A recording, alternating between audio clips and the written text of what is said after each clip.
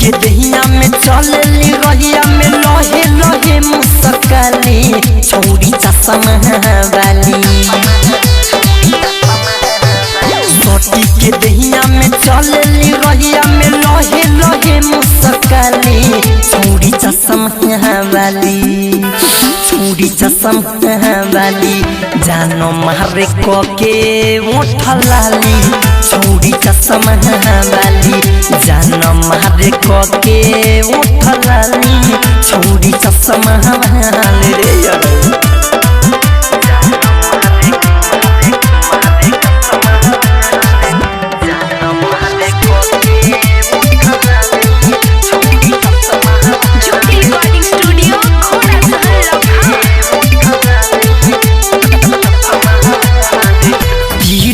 नजरिया से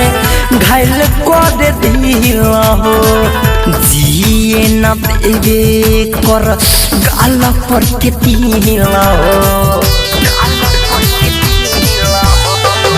तीरछी नजरिया से घायल कर दिला हो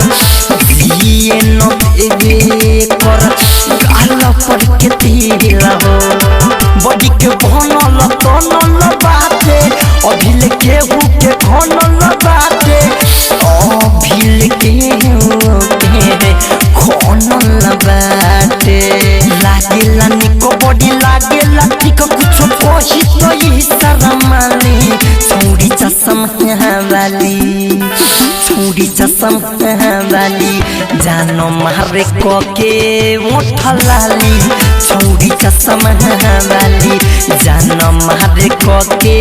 ओठ लाली छौरी चश्मा वाली रे यार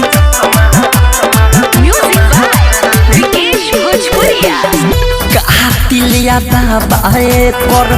विजय विकेश हो देखी पागल आइल बाटे राइटर मिथलेश हो कातिलिया बाबाए पर विजय विकेश हो देखी पागल आइल बाटे राइटर मिथलेश हो अंकित केला के ठेके न पूछो पहला हमरो के आके तक पूछो पहला हमरो के आके तक पूछो रवि रुमन या के मन के सुनो होई को बोले हरियाले छौरी चश्मा वाली छौरी चश्मा वाली जानो मारे को के ओठ लाली छौरी चश्मा वाली जानो मारे को के